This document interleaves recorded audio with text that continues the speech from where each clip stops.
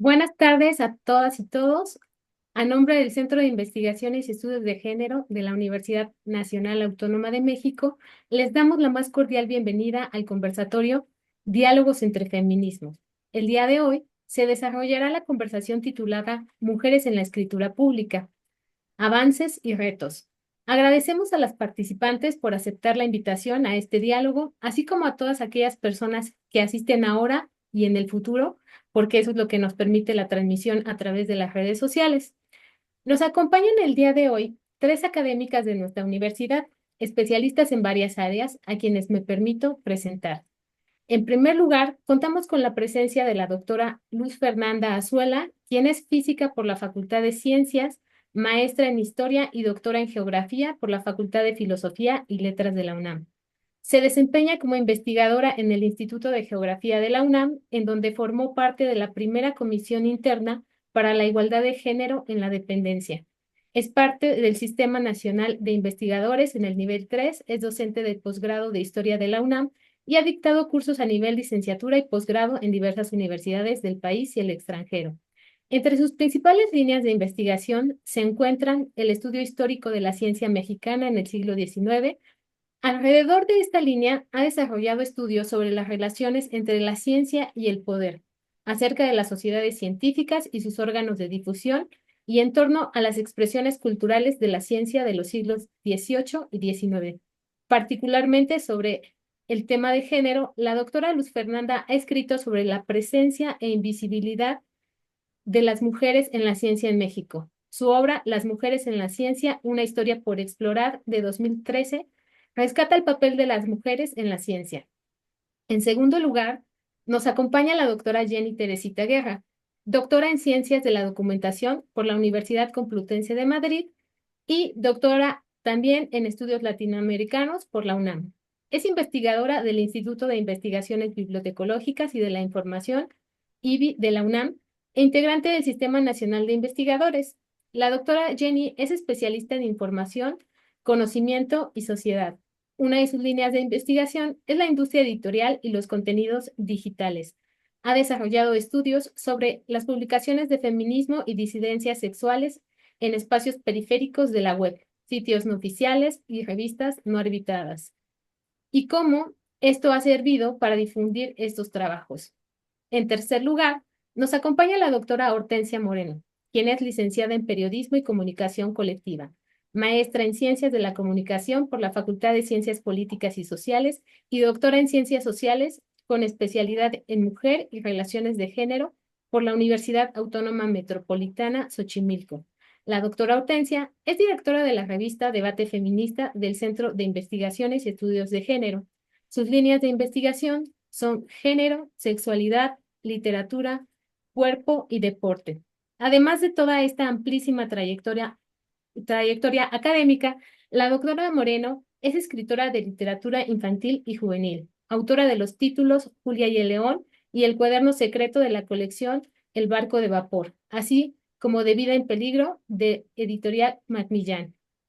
Bien, la dinámica de este conversatorio será la lectura de tres preguntas detonantes u orientadoras que generen el diálogo entre las participantes. Se espera que cada participante ocupe 5 minutos para cada una de sus tres intervenciones. Me permitiré enviarles un aviso cuando hayan pasado 4 minutos y ya solo les reste uno.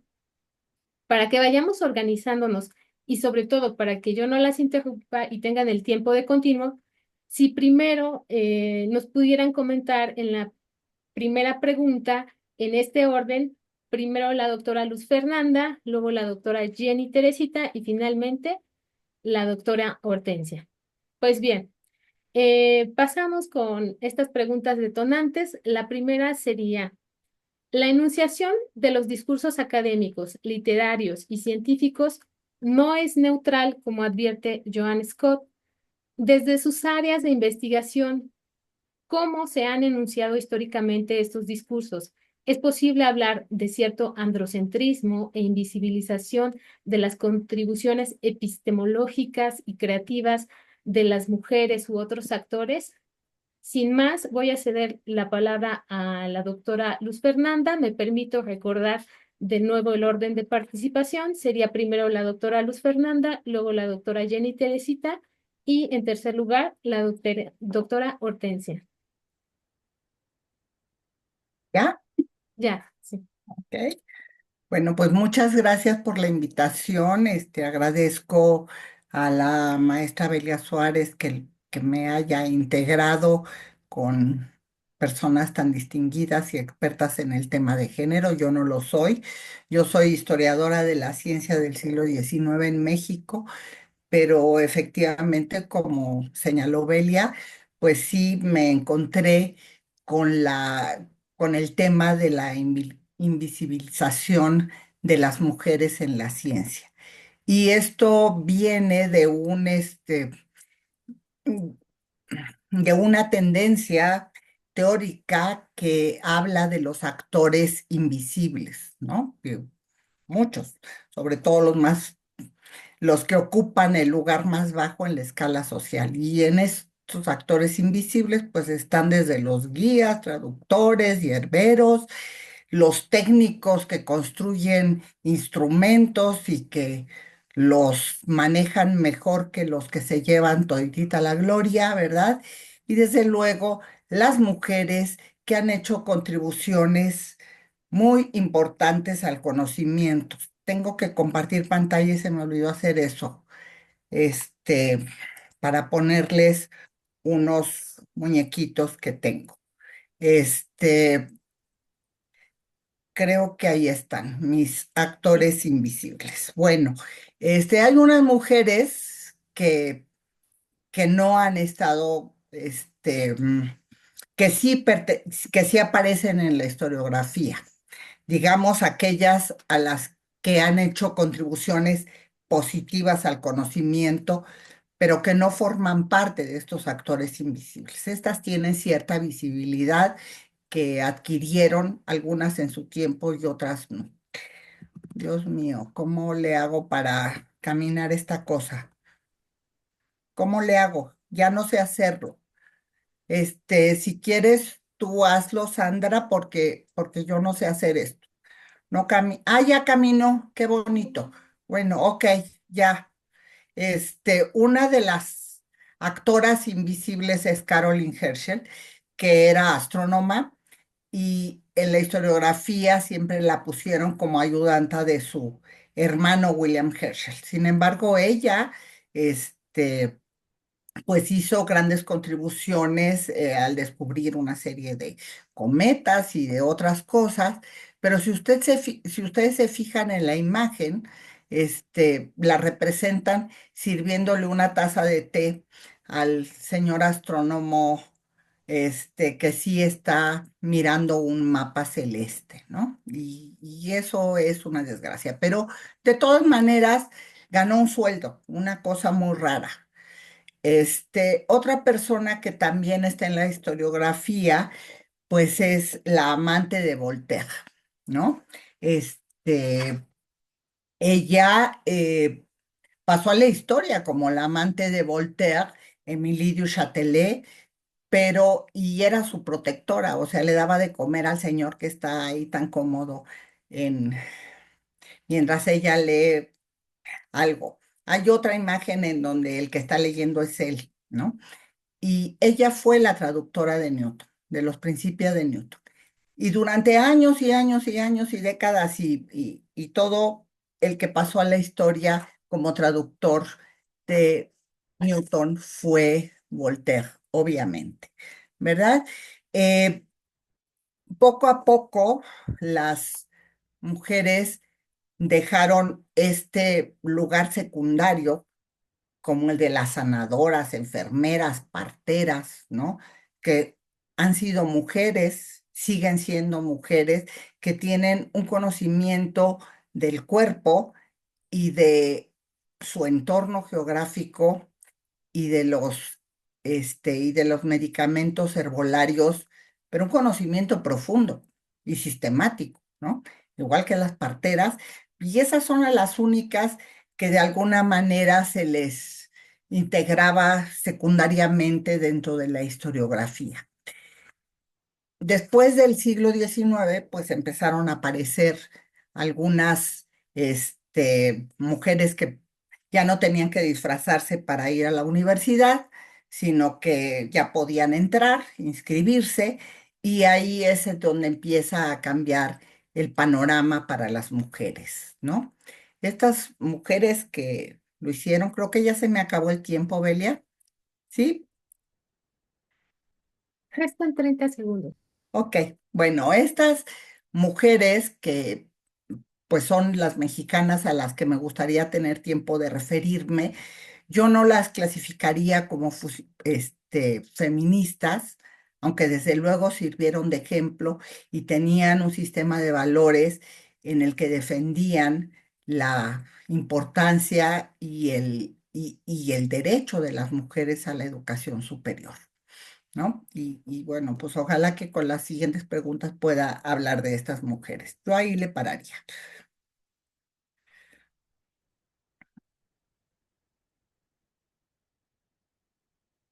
¿Qué hacemos? Si pudiera dejar de compartir pantalla, Ah, ok. sería el turno de la doctora Sí, Jenny Teresita Geisler. gracias. Sí, a mí me tienen que ir instruyendo porque soy analfabeta. Creo que sí. Bueno, pues muchas gracias por la invitación, igualmente a Bella y por compartir este espacio con estas colegas que se han adentrado en estos temas del género desde sus diferentes trincheras. Yo particularmente lo he hecho desde mi línea de investigación, que es la industria editorial y de contenidos digitales. Y acá el rol de las mujeres, la invisibilización se ha visto en diferentes aristas, desde aquellas que son o que trabajaron mucho tiempo como bibliotecarias y que siempre quedaron relegadas a un papel secundario. Difícilmente en Estados Unidos y en Europa se llevaron a cabo las primeras, ahora sí se formaron las primeras escuelas de biblioteconomía y obviamente todas dirigidas por hombres. Y entonces el sesgo, pues ahí estaba bastante marcado, la instrucción era una cuestión mucho más, a veces las bibliotecarias profesionales eran una suerte más como de secretarias y de hecho en la cultura popular, si ustedes lo ven reflejado en el cine, hasta nuestros días, aunque ya las profesionales de la información, como también se les llama, ya no son este estereotipo de la mujer que se enoja, que guarda, que lo único que hace en la biblioteca es decirle a los chicos o a los asistentes que guarden silencio, que no desordenen los libros, que los pongan acá. Ese estereotipo se ha ido perpetuando, ¿no? En aras de hacer que una disciplina recientemente, bueno, que se considera como de las nuevas, pues obtuviera validez, ¿no? Siempre que esas pautas fueron definidas también por hombres y entonces el papel de las mujeres, por ejemplo, como bibliotecarias, fue siempre secundario en ese sentido. Ya posteriormente, por ejemplo, en México, sí en los años 50, 60, con la formación, por ejemplo, del Colegio de Bibliotecología y Archivología de la UNAM, ya tenemos una mayor presencia de mujeres como profesoras, ¿sí? Y eso es muy importante, aunque muchas de ellas no tenían la formación, eh, ahora sí, de profesionales, sino que se habían estado constantemente formando en el campo laboral, ¿no? Que venían de otras áreas o que tenían más el perfil como de asistentes administrativas, etcétera, ¿no? Hay como una diferencia importante. Otras actores a las que yo me referiría desde mi área son a las editoras, a las libreras, que también están dentro de este ámbito de la cultura escrita, pero que obedecen sobre todo a un papel de intermediarias o de mediadoras, ¿no? Las hay desde el siglo XIX, si no es que antes, sobre todo las impresoras, muchas de ellas que una vez que sus esposos fallecían, quedaban a cargo del negocio de impresión durante la época colonial y que es posible ver los libros que salen a su nombre, ¿no? Ellas se veían obligadas a negociar y de hecho me parece que ese es un momento o una época de esplendor porque podemos consultar esos impresos. Antes propiamente no había editores, sino impresores, y viene, ¿no? Salido de la imprenta de la viuda de fulana de tal, viuda de, con el nombre propio, ¿no? Y ellas eran quienes tenían que hacer estos acuerdos con la iglesia, con las autoridades, para poder obtener los permisos para publicar diferentes textos. Esa es una serie de investigaciones que Marina Garone en el Instituto de Investigaciones Bibliográficas ha llevado a cabo sobre este papel de la mujer como impresora novohispana, y en donde efectivamente hay un reconocimiento. En cambio, a las editoras más contemporáneas sí les ha costado mucho más poder obtener ese reconocimiento, y tal es el caso de aquellas que han sido fundadoras de sus editoriales, como Neus Exprésate de Ediciones Era, o Patricia Van Dyck de CIDIC, editoras que son mucho más contemporáneas y que al no encontrar el reconocimiento en el medio editorial, para poder publicar lo que a ellas les parece que va de acuerdo a sus líneas, etcétera, pues han abierto estos espacios para no solamente coger el pensamiento de otras mujeres, sino también de otros colectivos sociales y de otros actores, ¿no? Entonces, de momento ahí dejaría mi intervención.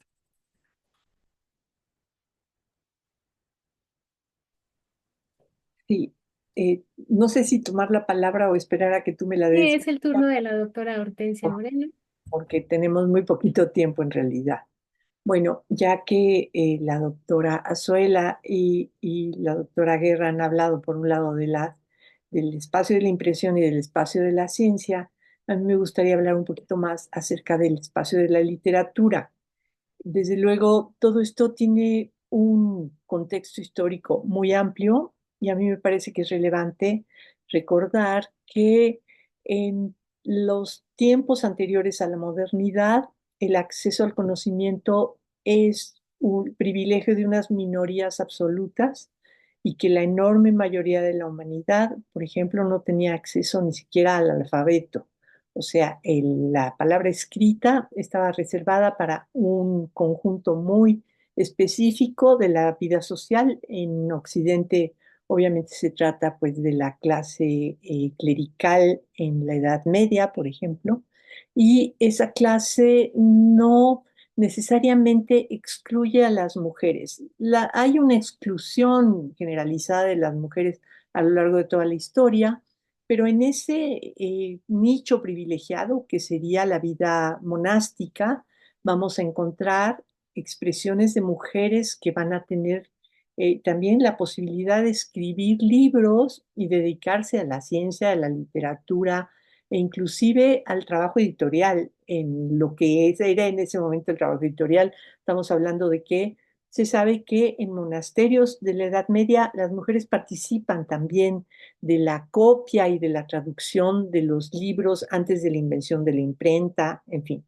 Hay un momento muy específico en que esta cultura va a ponerle un hasta aquí a la participación de las mujeres. Estamos hablando de pues una empresa, de un proyecto del papado en el siglo XII, en que la participación de las mujeres en la producción del conocimiento va a llegar a un límite porque este papa, cuyo nombre nunca me acuerdo en las presentaciones públicas y debe de ser pura justicia poética, en fin, este papa va a decir que las mujeres, las monjas, ya no pueden dedicarse al saber, sino que ya solamente se van a dedicar al servicio. Y esto que ocurre en el siglo XII va a repercutir durante milenios hasta la formación, básicamente la formación de las universidades y la formación de las profesiones ya desde el Renacimiento hasta la época moderna. Ya para hablar de manera más directa sobre el trabajo literario de las mujeres, podemos decir que encontramos manifestaciones de la creación literaria de las mujeres, pues prácticamente desde el inicio de la escritura, aunque siempre va a haber restricciones para que las mujeres aprendan a leer y escribir. Ciertamente estas restricciones se van a generalizar en el momento de la democratización de la escritura, cuando aparecen los primeros esfuerzos ya en la modernidad por la alfabetización universal. Digamos que este momento en el que la humanidad dice lo que tenemos que hacer los seres humanos es que todo el mundo sepa leer y escribir, ciertamente van a estar atravesados por las restricciones hacia las mujeres y ciertamente por la disputa acerca de si las mujeres podemos o no podemos participar de la educación, en particular de la educación superior. Como ustedes saben, en el siglo XIX estas restricciones se van a volver muy generales en prácticamente todo lo que conocemos del mundo occidental, y para escribir y para publicar las mujeres van a tener que recurrir a una serie de estrategias que incluyen, por ejemplo, la de escribir con nombres masculinos. Las mujeres, además, que se vestían de hombre, ¿no? Que van a publicar en el siglo XIX, sobre todo en las naciones más importantes, en donde vamos a decir que se va a ir desarrollando el canon literario de la modernidad. Se escriben publican con nombres de hombre, o publican con seudónimos, o simple y sencillamente no publican. La producción literaria de las mujeres pues está ciertamente comprometida por la idea de que lo que las mujeres tienen que hacer es dedicarse al hogar y estarse en casa. Y ciertamente pues el espacio de la publicación es un espacio público, y el espacio público siempre está restringido para las mujeres.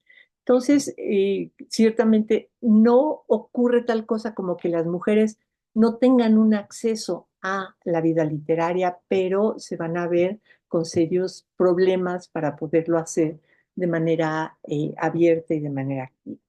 Ya, aquí termina mi primera participación. Bien, muchas gracias. Para dar continuidad a este conversatorio, me permito leer primero el orden de las participaciones y luego la siguiente pregunta. El orden de las participaciones sería el siguiente: primero la doctora Jenny Teresita, luego la doctora Hortensia y finalmente la doctora Luz Fernanda.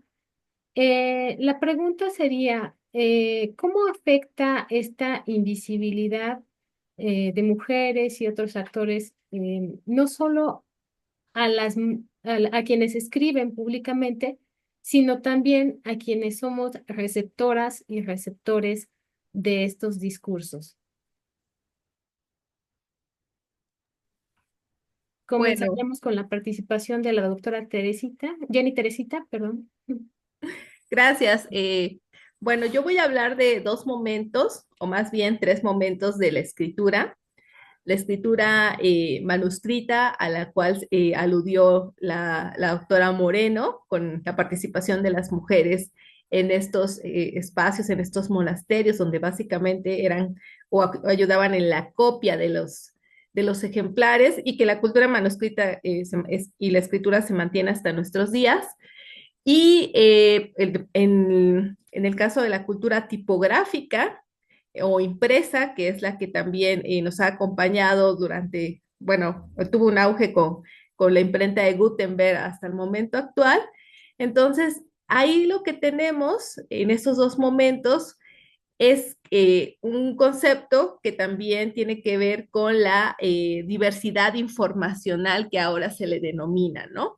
El que existan otros discursos, el que existan otras voces y otros temas que se toquen.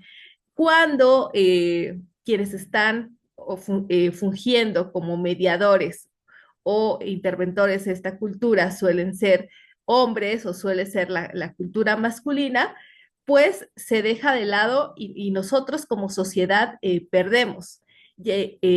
A raíz de eso también ha surgido otro concepto que en el mundo del libro, que es el de bibliodiversidad, ¿no? Que es que existan espacios para que todas las comunidades, personas de diferente índole, de diferente lugar social puedan expresarse, y eso lo han propiciado también los espacios creados por mujeres. el que no exista nos deja hasta cierto punto con esta categoría que es muy de la sociedad de la información que se denomina infopobreza, ¿no? O sea, nosotros estamos perdiendo eh, al poder acceder a otros discursos, o sea, estamos quedando relegados y nuestra sociedad en realidad está pues solamente acogiendo o dando cabida a unos cuantos, ¿no? Con lo cual en realidad todos estaríamos perdiendo. Sí nos afecta y por eso es que hay una serie de iniciativas, por ejemplo, también de editoriales, de bibliotecas, de acoger productos escritos por mujeres o por minorías, por ejemplo, las minorías sexogenéricas, tenemos la fanzinoteca de la UNAM, por ejemplo, que acoge muchos de estos fanzines producidos por las diversidades sexuales, por otra clase de actores y que quedan al margen de la cultura escrita o en la periferia de la cultura escrita. Y por otro lado, me voy a referir a la cultura en línea o la cultura digital, ese espacio en donde se está produciendo muchísima escritura y que esa escritura ha permitido iniciativas de hacktivismo, que así se denominan, en las cuales se están creando espacios no solamente para producir blogs, para producir videos, etcétera, que den cabida también a estos discursos, ¿no? Las mujeres son grandes productoras de estos espacios y están favoreciendo el que haya nuevos lectores, luchando constantemente contra los sesgos de los algoritmos, contra la lógica de las plataformas, que hacen muy difícil que estos discursos diversos se posicionen, ¿no? Entonces ahora gran parte de lo que se desarrolla en la cultura escrita pasa por la web y la web, en lugar de estar siendo un espacio democrático, se está convirtiendo en un espacio que está sesgando y que está cerrando puertas, pero ante el cual diferentes colectivos feministas, diferentes actores están abriendo la puerta, ¿no? Están diciendo, bueno, aquí estamos y podemos entrar a redes sociales o a otras plataformas y ver que efectivamente ahí hay unos discursos y que gracias a eso movimientos como el 8M, como Me Too, han tenido alcance y han podido llegar a otras comunidades que sería difícil que pudieran tener ese alcance, ¿no? Antes, en el ámbito de la cultura impresa y manuscrita, nos enfrentábamos a la censura. Ahora nos enfrentamos a los sesgos algorítmicos, que también son barreras que se imponen y contra la cual hay que demandar espacios, ¿no? Hay que estar constantemente como receptores de esa información, de esas escrituras, como lectores de las mismas, estar constantemente ejerciendo una vigilancia y ejerciendo una demanda de estos espacios para que otras voces sean escuchadas. Bien, a continuación escucharemos a la doctora Hortensia Moreno. Bueno, sobre la lectura también hay restricciones. Yo creo que una muy importante la acaba de señalar la doctora Guerra, que tiene que ver con la censura, es decir, con el monopolio de las instancias que pueden publicar, que pueden hacer pública la escritura, en particular pues en nuestra época del siglo pasado. Yo también soy del siglo pasado, doctora Azuela, o sea que también tengo problemas con la red y todas esas cosas, pero bueno, ciertamente la cultura dominante en la modernidad es la cultura de la imprenta, y la cultura de la imprenta depende de empresas capitalistas, empresas editoriales, que son las que van a determinar qué es lo que se publica. Y eso que se publica está también mediado por la intervención de los estados, que prácticamente a lo largo de toda la etapa previa a la democratización de la cultura, pues van a ejercer la censura. Ciertamente la censura también va a ser ejercida desde otras instancias como la iglesia, que van a determinar qué libros se pueden leer y qué libros no se pueden leer. Me imagino que todas saben que existe un índice de obras prohibidas que creo que todavía existe en este momento, pero que bueno, ciertamente a lo largo de toda la modernidad va a tener un papel importante en términos de qué es lo que se puede publicar y qué es lo que se puede leer. Y bueno, también va a dar lugar a redes de publicación clandestinas que van a permitir hacer llegar materiales pues a prácticamente todos los públicos. ¿Qué pasa con las mujeres? Pues las mujeres tenemos, por un lado, el acceso restringido que ya está implícito en la industria editorial, pero también restricciones materiales individuales muy particulares que tienen que ver, por ejemplo, con que los libros son caros. Los libros no son fáciles de obtener. Los libros son vigilados, las lecturas son vigiladas en las escuelas o en los lugares en donde estamos las mujeres. Las madres, las maestras te dicen qué cosas leer y qué cosas no puedes leer. Ciertamente, bueno, hay además una especie de etiquetación acerca de cuál es la literatura que pueden leer las mujeres y hay pues una tendencia a que las mujeres leamos aquellos materiales que son los más inofensivos, que serían aquellos que reproducen pues la ideología de cómo debe de ser la feminidad. Ciertamente las mujeres tenemos acceso a eso que se denomina la literatura rosa, esa literatura romántica en donde se prescribe el papel de las mujeres en términos de su acceso al matrimonio y a la maternidad.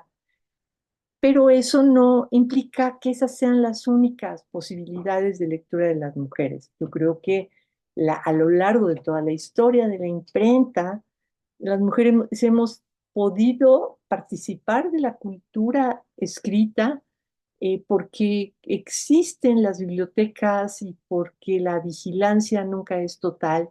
Y ciertamente, pues el hecho de que muchas mujeres a lo largo de la revolución científica, por ejemplo, pudieran participar de los descubrimientos fundamentales de la ciencia como la conocemos en este momento, tiene que ver con el hecho de que las mujeres tenían acceso a a la cultura libresca, a los libros, y yo creo que eso en este momento pues está estallando de manera muy importante con el acceso a la cultura cibernética, porque en Internet, en las redes, en el espacio, en este espacio impresionante de las computadoras, pues la posibilidad de compartir los textos se ha vuelto prácticamente infinita y no tenemos el control suficiente para impedir que llegue a prácticamente todos los lugares del mundo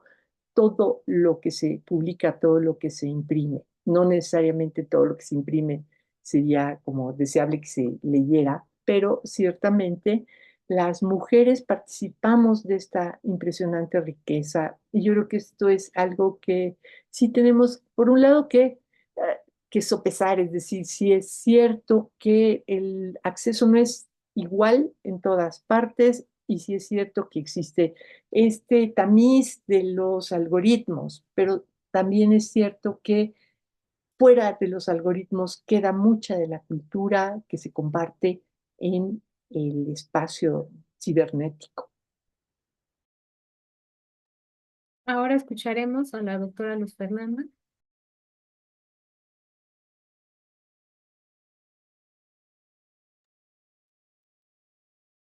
¿No ha encendido su micrófono, doctora? Sí, ya lo encendí. Es mi analfabetismo. Bueno, tratar de entender la ciencia sin todos esos actores invisibilizados, sin esos doctores, sin esos actores anónimos, pues nos da una visión muy distorsionada de de las prácticas científicas, ¿no? Entonces, lo que ha pasado en los últimos 30 años, pues es que han tratado de incluirlos. Y entre todos esos actores invisibles, como dije, pues están las mujeres. Pero hay cosas más graves, ¿no? Que tienen que ver con los discursos científicos, con la manera de conceptualizar los procesos de la naturaleza, ¿no? Entonces, aquí hay una autora, Sandra Harding, que se refiere a las tradiciones discursivas de la ciencia en términos de género y afirma que nuestra comprensión de la naturaleza y de los procesos de investigación queda muy restringida cuando se favorecen las metáforas, modelos y narrativas asociadas con ideales de masculinidad. Tiene muchos ejemplos. Por ejemplo, discursos médicos que configuran el cuerpo femenino como una fábrica, cuyo valor se anula cuando su maquinaria deja de funcionar en la menopausia. Y eso, pues ahí está, ¿no? Hasta el día de hoy. O la representación de la fecundación del óvulo, ¿no? Que esa nos la enseñan en la primaria, creo, o si no, pues en la secundaria. Y entonces hace esa representación como una hazaña masculina, ¿no? De conquista y dominación, unos espermatozoides ágiles, como soldaditos, corre y corre, ¿no? A ver quién gana, para fecundar a un óvulo gordo y pasivo que está esperando a ver quién gana, ¿no? Esas simpáticas metáforas no tendrían mayor problema si no hubieran funcionado como reivindicaciones científicas, cuya plausibilidad se ha visto favorecida por los sistemas científicos dominados por los hombres, ¿no? Por eso necesitamos, dice Harding, mantener una mirada atenta en nuestros entornos profesionales para advertir, y cito, las historias de exclusión y marginalización social y conceptual debidos a patrones androcéntricos, tanto en la propia ciencia como en los estudios históricos, filosóficos y sociales de la ciencia. O sea, estamos teniendo una visión, como han señalado, pues muy parcial, ¿no? De cómo funciona la naturaleza, de cómo funciona el mundo, ¿no? Este, Eso es lo que yo diría en relación con la pregunta que nos planteó Belia. Pero yo sí quiero aprovechar el minuto y medio que me falta para hablar de cómo algunas mujeres accedieron al conocimiento científico o a una vida profesional como ayudantes de sus hermanos, de sus esposos, de sus papás, ¿no? Y cómo en esa práctica científica que se realizaba en el ámbito doméstico, pudieron aprender astronomía, meteorología, en fin, todas esas cosas. Y además, pues ahí estaban los libros, ¿no? Porque estamos hablando de discursos literarios, de literatura científica, en este caso. Y entonces, voy a compartir pantalla una gotita, porque nosotros tenemos un ejemplo de de la primera profesionista de nuestra historia, que es que es Margarita Chorne. Es la primera odontóloga, la primera mujer titulada en nuestro país. Y ella lo que hacía era que ayudaba a su papá y a su hermano en el consultorio, y están viendo la tarjeta del doctor Rafael Chorné, pero tiene la carita de su hija, ¿verdad? Y ya me fui, ya se me pasó. Dame un minuto, Belia, perdóname. Claro que sí. Ella aprendió ayudando en el consultorio y además ahí estaban los libros. Y entonces se fajó las enaguas y fue a pedir que le hicieran el examen de odontóloga en la escuela de medicina y se lo hicieron. Y entonces fue la primera mujer titulada. Y eso le sirvió muchísimo al doctor Chorné porque tenía muchos clientes debido a que algunos procesos especialmente delicados pues iban a ser tratados por una mujer con sus deditos finos, ¿verdad? Y entonces también se volvió un medio de propaganda, pero yo no quería dejar pasar hablar de Margarita Chorne. Gracias. Bien, pues voy a permitirme leer el orden de las últimas participaciones. Sería primero la doctora Hortensia, después la doctora Luz Fernanda y finalmente la doctora Jenny Teresita. Eh, y las preguntas serían las siguientes. ¿Cuál ha sido el reconocimiento que se da a las mujeres en la construcción del discurso científico oficial o el canon literario, periodístico o bibliográfico? ¿Y qué papel juega en este sentido la escritura como una herramienta para interpretar, representar o incluso transformar la realidad? Le cedemos la palabra a la doctora Hortensia. Va a ser difícil contestar rápido eso, pero bueno.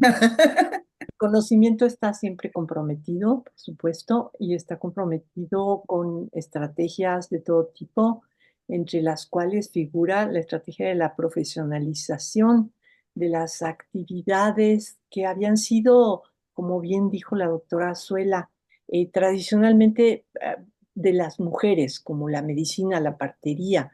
En la modernidad se va a dar la profesionalización de la medicina y va a aparecer esta idea de que solamente si tienes la licencia de una universidad puedes ejercer la medicina de manera lícita.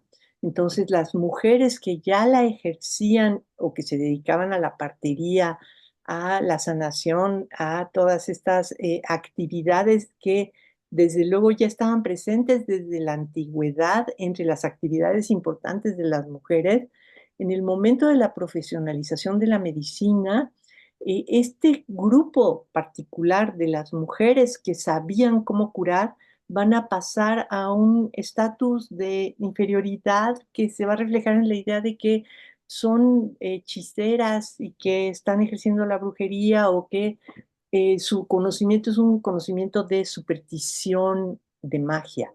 Entonces, bueno, el reconocimiento ocurre igual, es decir, el reconocimiento se compromete por la participación de los hombres como legítimos propietarios de las actividades en el arte, en la literatura, en la ciencia, en las profesiones, en las técnicas, en un esfuerzo muy particular del siglo XIX de reducir a las mujeres al espacio de lo doméstico y crear el mito de que las mujeres no hacíamos nada, que las mujeres no trabajábamos, cuando en realidad, digo, en el siglo XIX las mujeres también trabajaban como en toda la historia de la humanidad, pero bueno, se crea este mito de que las mujeres nos casamos y nos mantiene un señor y ese es nuestro destino.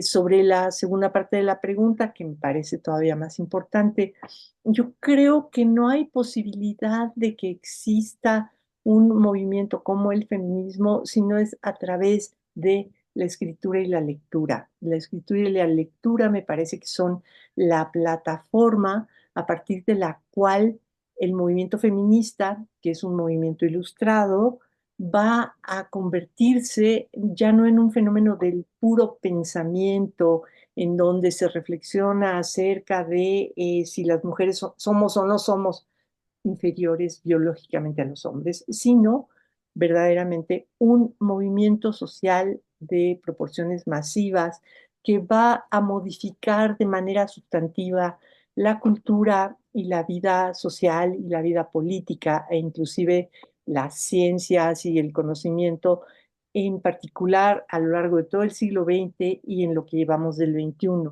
Desde luego, yo creo que hay que reconocer la influencia importantísima del fenómeno de las redes sociales y de la cultura cibernética en el feminismo del siglo XXI, en la forma en que se volvió realmente un movimiento ya no digamos de masas, un movimiento casi, casi de totalidad o de, no sé, que involucra a una fracción importantísima de la humanidad y que esa participación ha logrado la modificación, aunque sea nada más legislativa, de muchas instituciones, entre otras nuestra propia Universidad Nacional Autónoma de México. Yo creo que los movimientos sociales que se han dado a partir de la participación, sobre todo de mujeres muy jóvenes en la cultura de las redes sociales, es lo que permite explicar que el feminismo pues se haya vuelto un movimiento tan visible, tan importante y tan influyente en todos los aspectos de la vida social. Y con esto concluyo.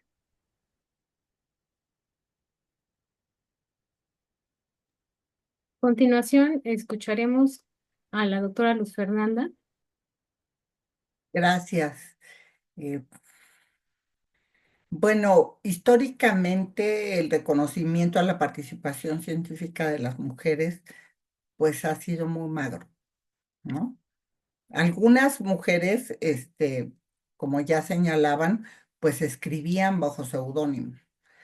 Muchas mujeres, como las que he mencionado, pues hicieron los descubrimientos científicos y se los atribuyeron a los varones a los que ellas auxiliaban, ¿no? Entonces, ese reconocimiento, pues, pasa, desapercibido en la historiografía. Bueno, se han hecho esfuerzos, como decía yo, en los últimos 30 años y entonces empiezan a verse, ¿no? ¿Qué es lo que están haciendo, ¿no? Pero todavía hay mucha tarea, sobre todo porque no sabemos en el caso de México sobre la participación de las mujeres en las prácticas científicas. Yo sospecho, pero no tengo ni una gotita de evidencia, ¿no?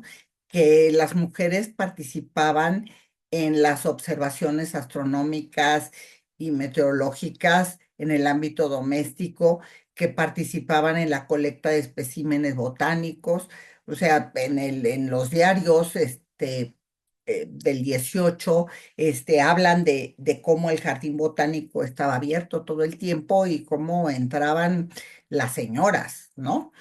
Y seguramente pues iban ahí a buscar algunas hierbas que les interesaba por su poder terapéutico o por lo que fuera, ¿no? Pero pero tenemos muy pocas evidencias para reivindicarlas, ¿no?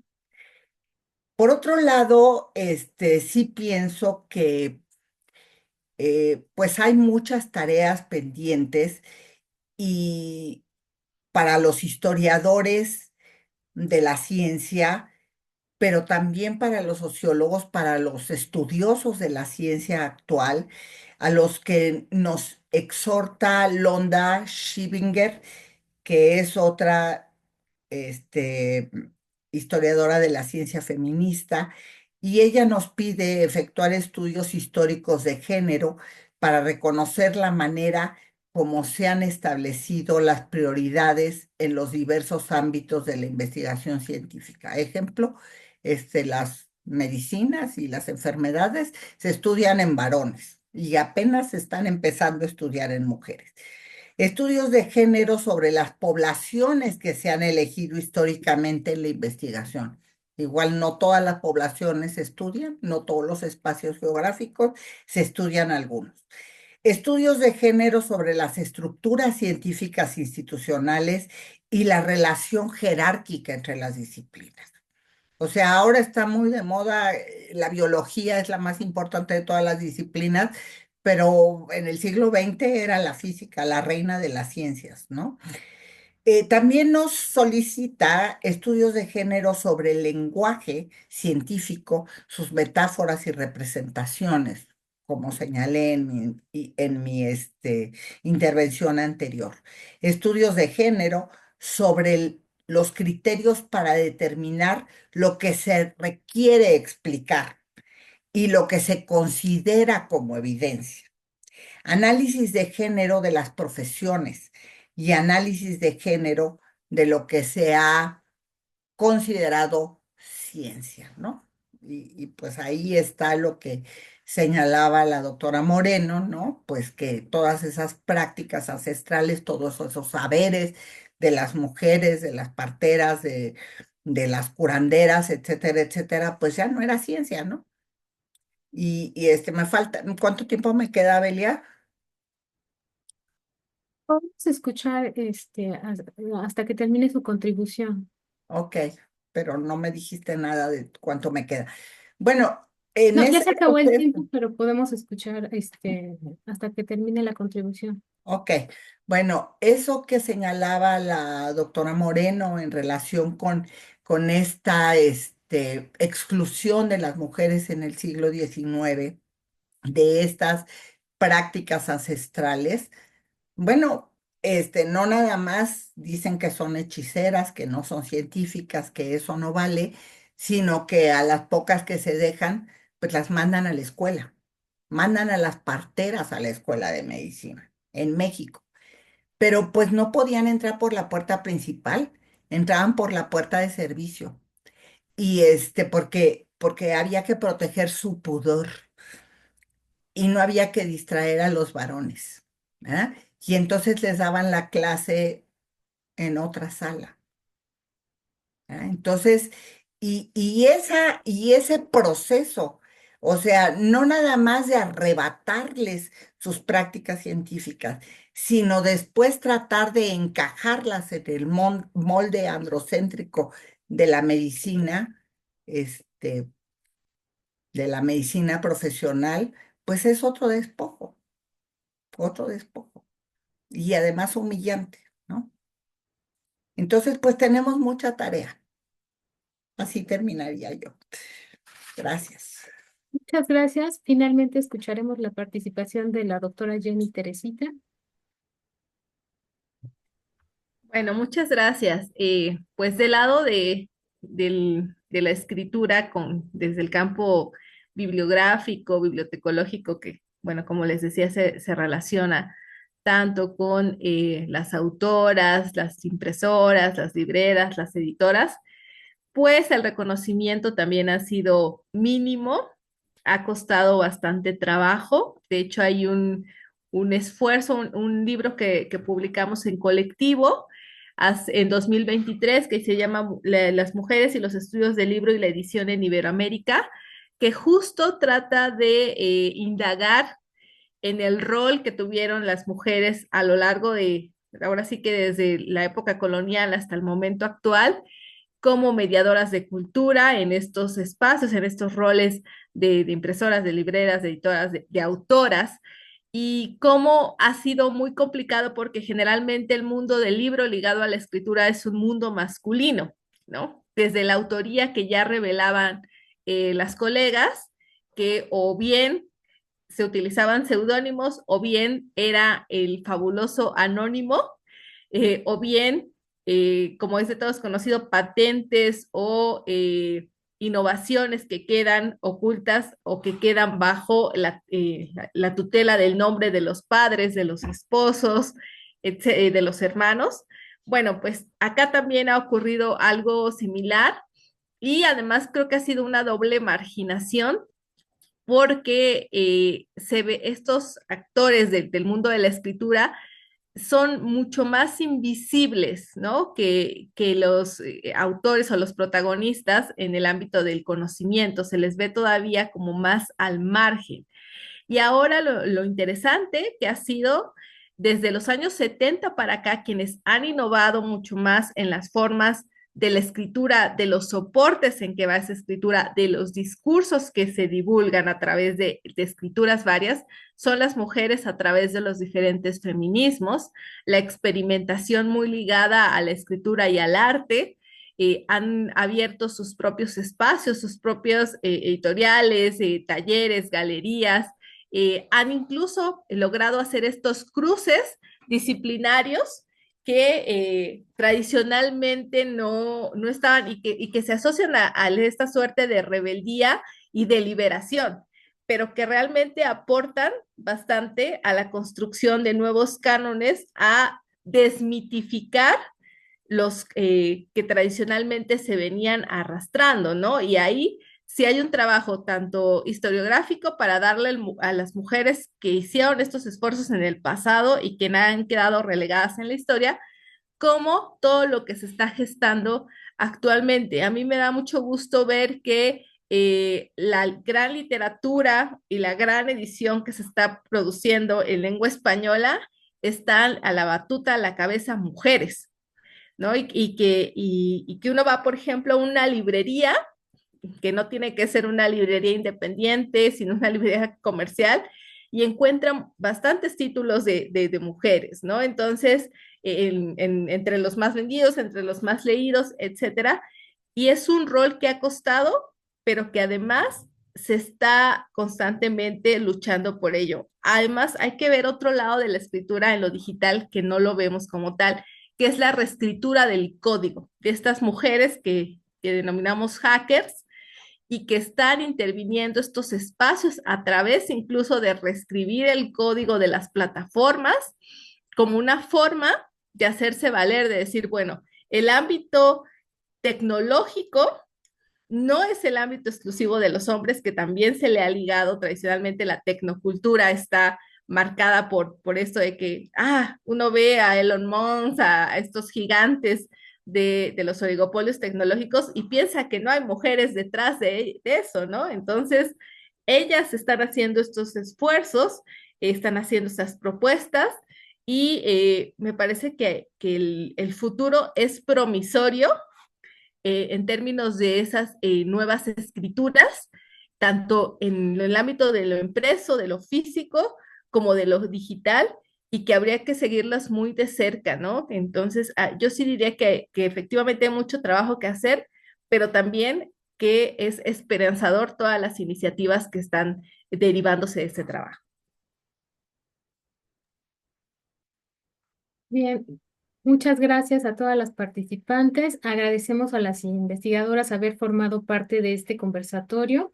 Ha sido un gusto y un orgullo compartir el día de hoy con investigadoras tan notables, pero sobre todo tan comprometidas con los temas de género. Grosso modo, voy a dar algunas de las conclusiones de este conversatorio. La primera es que, contrario a lo que pudiéramos pensar, siempre hubo presencia de las mujeres en muchos ámbitos del saber humano y de la escritura. Sin embargo, este trabajo no tenía reconocimiento ni visibilidad, e incluso a las mujeres que participaban no se les representa y se les recuerda en este papel de experta, sino bajo roles tradicionales e incluso sumisos, como quien sirve el café, como bibliotecarias enojadas. Las especialistas también nos mostraron cómo fue que, gracias a la presencia de las mujeres, que el trabajo de mujeres se reconoció y al mismo tiempo se puso la lupa en problemas, iluminando lo que no había sido visto antes.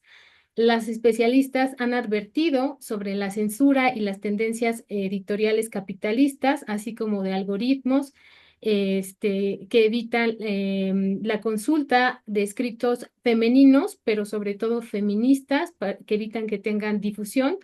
No obstante, han puesto el énfasis en que hay que luchar, ejercer resistencia contra estas tendencias, y nos dejan ver también cómo desde nuestro rol como lectoras, como receptoras de mensajes, es muy importante dar reconocimiento a proyectos que acogen trabajos producidos por mujeres y por disidencias sexuales. Nos invitan también a generar nuevos cánones, nuevas dinámicas. Bueno, pues no me resta sino dar las gracias a cada una de las participantes por reflexionar sobre el poder transformador de la escritura, por este diálogo tan plural, aunque el tema es uno solo. A partir de sus experiencias y campos de conocimiento, cada quien ha expresado las diferentes dimensiones de la escritura pública de mujeres y que nos permiten entenderla en su conjunto. Expresamos también un agradecimiento a quienes hicieron todo el trabajo que hay detrás de este conversatorio e hicieron posible la transmisión: a Sandra, a Cindy Carolina Martínez, a Adriana Reula, y agradecemos también al área de comunicación institucional por el apoyo para esta presentación. Finalmente, agradecemos la presencia del público que nos acompañará en esta actividad académica, y los seguimos invitando a vernos en eventos futuros. Gracias. Gracias, ha sido un placer y aprendí muchísimo, muchísimo, muchísimo. Las voy a buscar para leerlas. Gracias igualmente, un placer. Muchas gracias. Hasta luego.